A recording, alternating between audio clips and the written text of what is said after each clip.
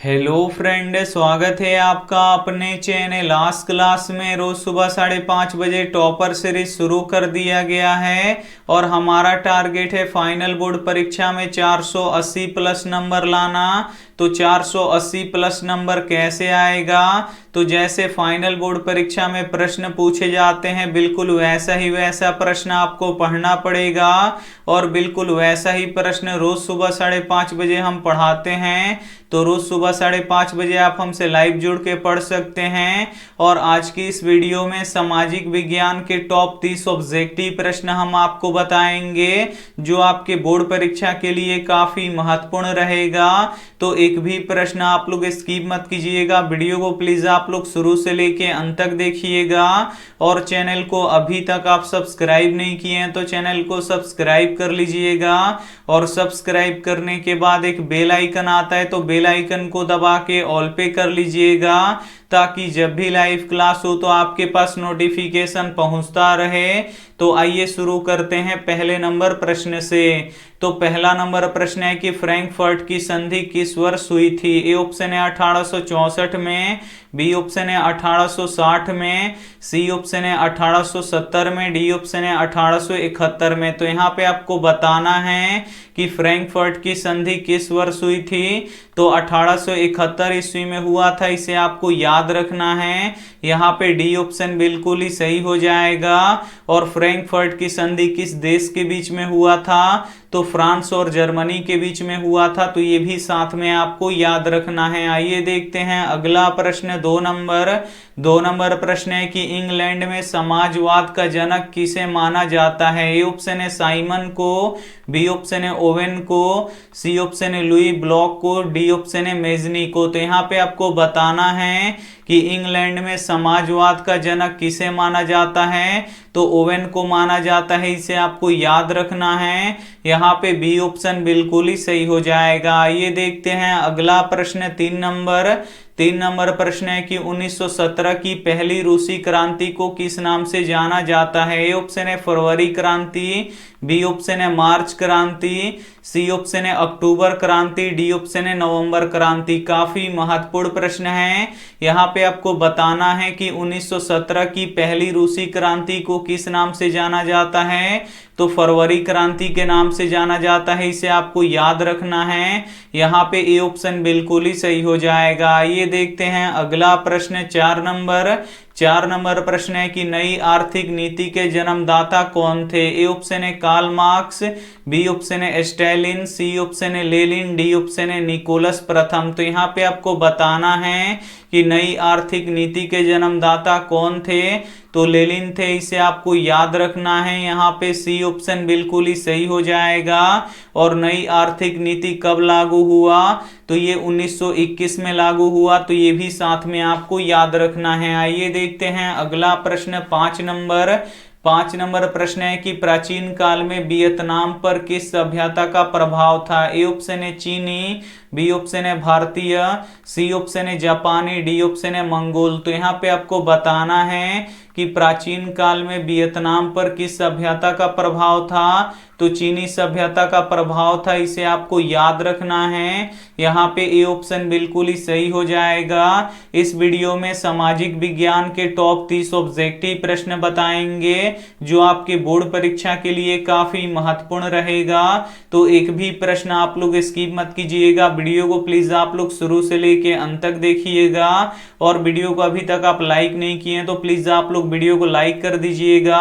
और ये हमारा व्हाट्सएप नंबर है, आप अभी तक आप हमारे व्हाट्सएप ग्रुप में नहीं जुड़े हैं तो इस नंबर पे आपको बोल देना है कि सर हमें ग्रुप में जोड़ दीजिए, तो हम आपको ग्रुप में जोड़ देंगे। आइए देखते हैं अगला प्रश्न। 6 नंबर प्रश्न है कि 10 घंटे का आंदोलन कहाँ चला था? ए ऑप्शन है इंग्लैंड में, बी ऑप्शन है जर्मनी में, सी ऑप्शन है भारत में, डी ऑप्शन है जापान में। तो यहाँ पे आपको बताना है कि 10 घंटे का आंदोलन कहाँ चला था? तो 10 घंटे का आंदोलन इंग्लैंड में चला था, इसे आपको याद रखना है। काफी महत्वपूर्ण प्रश्न है ये आपके बोर्ड परीक्षा के लिए।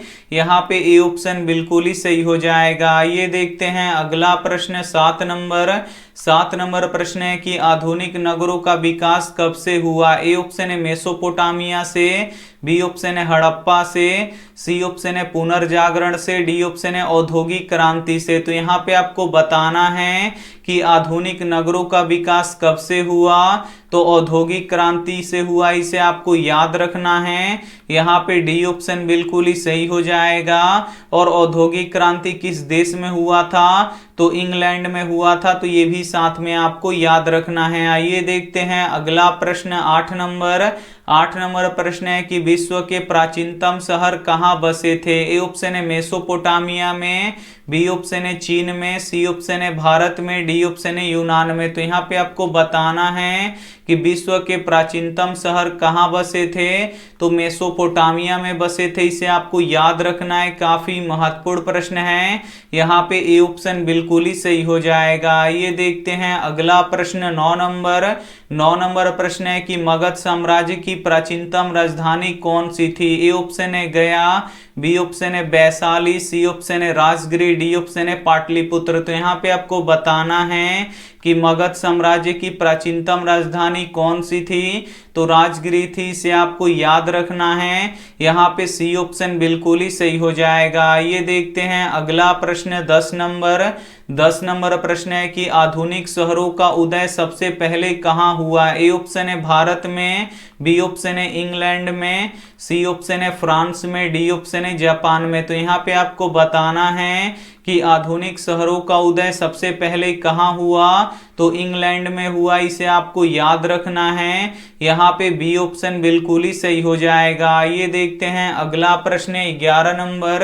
11 नंबर प्रश्न है कि इंग्लैंड कपास का आयात मुख्य रूप से कहाँ से करता था। ए ऑप्शन है चीन से, बी ऑप्शन है भारत से, सी ऑप्शन है फ्रांस से, डी ऑप्शन है स्पेन से। तो यहाँ पे आपको बताना है कि इंग्लैंड कपास का आयात मुख्य रूप से कहां से करता था, तो भारत से करता था, इसे आपको याद रखना है। यहाँ पे बी ऑप्शन बिल्कुल ही सही हो जाएगा। ये देखते हैं अगला प्रश्न 12 नंबर।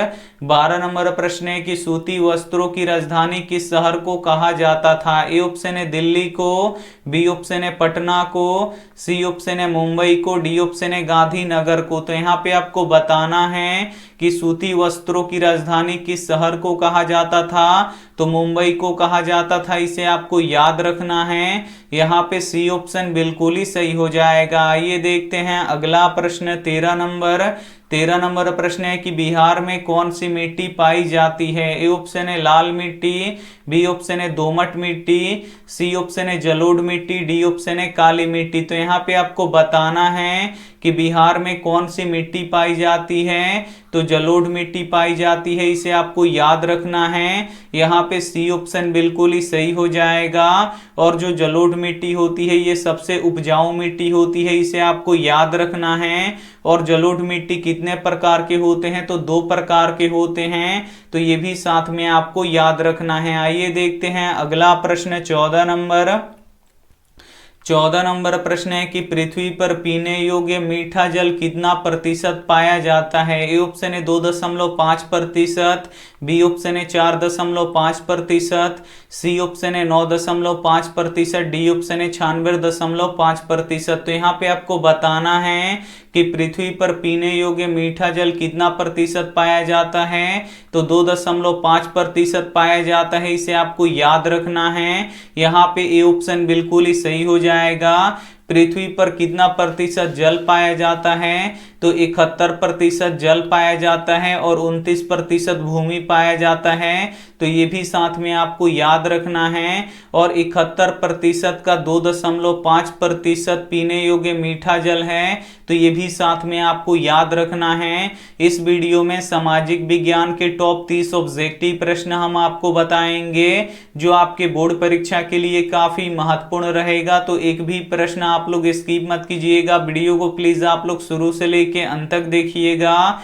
और वीडियो को अभी तक आप लाइक नहीं किए तो प्लीज आप लोग वीडियो को लाइक भी कर दीजिएगा। ये देखते हैं अगला प्रश्न 15 नंबर। 15 नंबर प्रश्न है कि संसार का सबसे लंबा बांध किस नदी पर बना है। ए ऑप्शन है यमुना नदी पर, बी ऑप्शन है गंगा नदी पर, सी ऑप्शन है दामोदर नदी पर, डी ऑप्शन है महानदी पर। तो यहाँ पे आपको बताना है कि संसार का सबसे लंबा बांध किस नदी पर बना है, तो महानदी पर बना है, इसे आपको याद रखना है। यहाँ पे डी डी ऑप्शन बिल्कुल ही सही हो जाएगा। और संसार का सबसे लंबा बांध कौन सा है, तो हीराकुंड बांध है, इसे आपको याद रखना है। और हीराकुंड बांध किस नदी पर बना है, तो महानदी पर बना है, तो ये भी साथ में आपको याद रखना है। आइए देखते हैं अगला प्रश्न 16 नंबर प्रश्न है कि कार्बेट नेशनल अभ्यारण्य किस राज्य में स्थित है। ए ऑप्शन है सिक्किम में, बी ऑप्शन है असम में, सी ऑप्शन है उत्तराखंड में, डी ऑप्शन है गुजरात में। तो यहाँ पे आपको बताना है कि कार्बेट नेशनल अभ्यारण्य किस राज्य में स्थित है, तो ये उत्तराखंड में स्थित है, इसे आपको याद रखना है। यहाँ पे सी ऑप्शन बिल्कुल ही सही हो जाएगा। आइए देखते हैं अगला प्रश्न 17 नंबर प्रश्न है कि इनमें से कौन अधात्विक खनिज है। ए ऑप्शन है कोयला, बी ऑप्शन है लोहा, सी ऑप्शन है तांबा, डी ऑप्शन है सोना। तो यहाँ पे आपको बताना है कि इनमें से कौन अधात्विक खनिज है। तो जो कोयला होता है ये अधात्विक खनिज होता है, इसे आपको याद रखना है।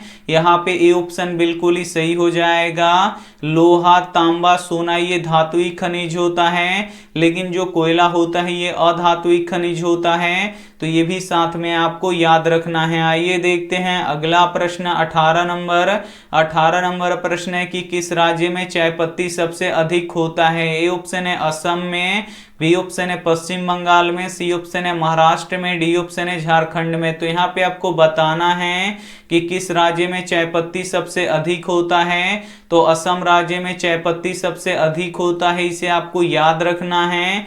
यहाँ पे ए ऑप्शन बिल्कुल ही सही हो जाएगा। और कॉफी किस राज्य में सबसे अधिक होता है, तो कर्नाटक में सबसे अधिक होता है, तो ये भी साथ में आपको याद रखना है। आइए देखते हैं अगला प्रश्न 19 नंबर प्रश्न है कि बेंगलुरु किस राज्य में स्थित है। ए ऑप्शन है कर्नाटक में, बी ऑप्शन है महाराष्ट्र में, सी ऑप्शन है तमिलनाडु में, डी ऑप्शन है आंध्र प्रदेश में। तो यहाँ पे आपको बताना है कि बेंगलुरु किस राज्य में स्थित है, तो बेंगलुरु कर्नाटक में स्थित है, इसे आपको याद रखना है।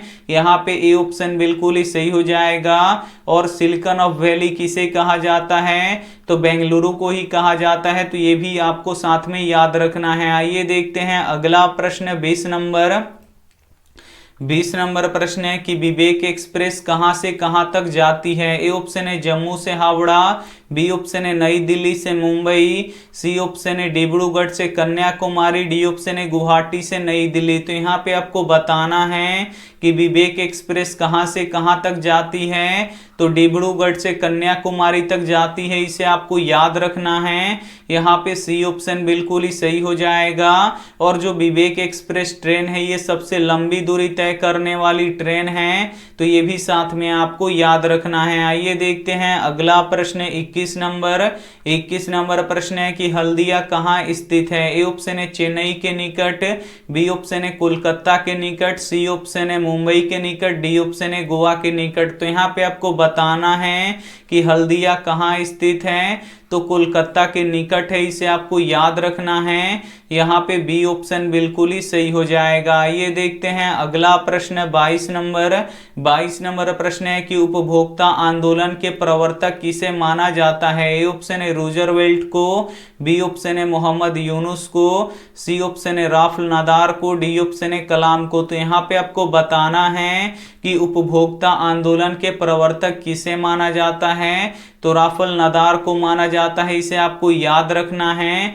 यहाँ पे सी ऑप्शन बिल्कुल ही सही हो जाएगा। ये देखते हैं अगला प्रश्न 23 नंबर प्रश्न है कि भारत का पहला टेलीविजन केंद्र कहाँ स्थापित हुआ। ए ऑप्शन है दिल्ली में, बी ऑप्शन है मुंबई में, सी ऑप्शन है कोलकाता में, डी ऑप्शन है चेन्नई में। तो यहाँ पे आपको बताना है कि भारत का पहला टेलीविजन केंद्र कहाँ स्थापित हुआ, तो दिल्ली में स्थापित हुआ, इसे आपको याद रखना है। यहाँ पे ए ऑप्शन बिल्कुल ही सही हो जाएगा। ये देखते हैं अगला प्रश्न 24 नंबर प्रश्न है कि राष्ट्रीय आय में सम्मिलित रहता है। ए ऑप्शन है घरेलू उद्योगों की आय, बी ऑप्शन है विदेशों से प्राप्त आय, सी ऑप्शन है दोनों, डी ऑप्शन है इनमें से कोई नहीं। तो यहाँ पे आपको बताना है कि राष्ट्रीय आय में सम्मिलित रहता है, तो घरेलू उद्योगों की आय और विदेशों से प्राप्त आय ये दोनों क्या होता है, सम्मिलित रहता है। तो यहाँ पे सी ऑप्शन बिल्कुल ही सही हो जाएगा। ये देखते हैं अगला प्रश्न 25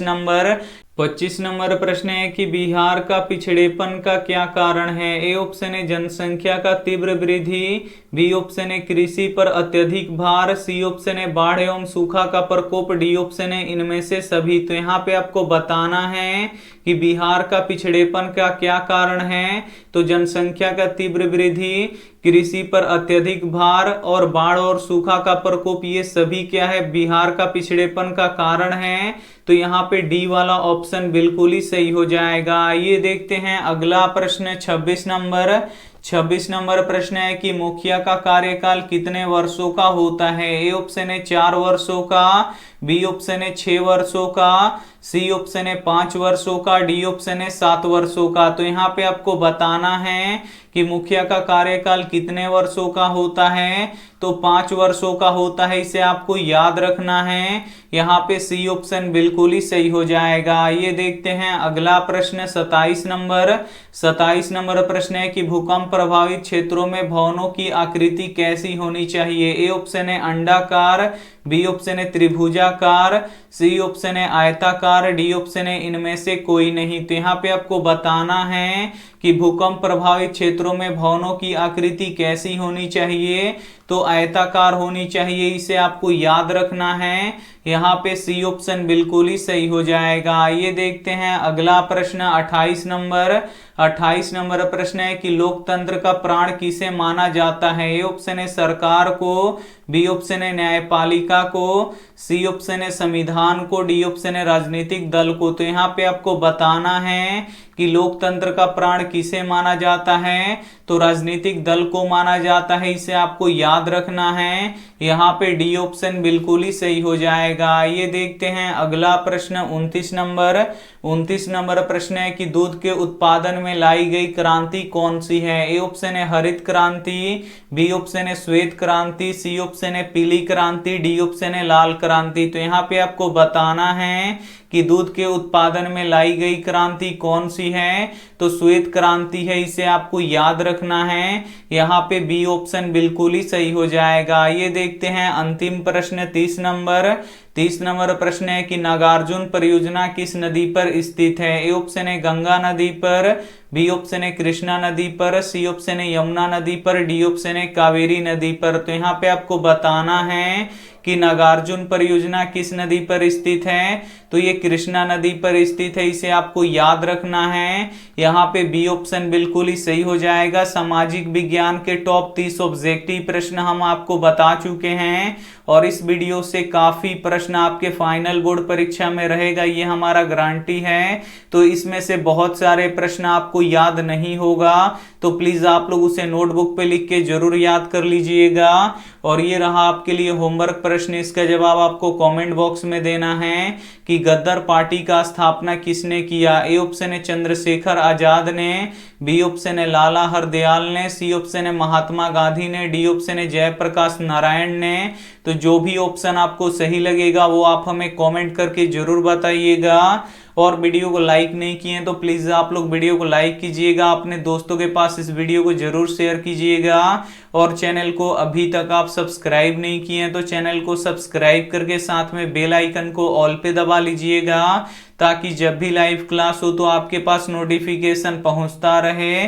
थैंक यू फॉर वॉचिंग, मिलते हैं अगली वीडियो में, तब तक अपना ध्यान रखिए।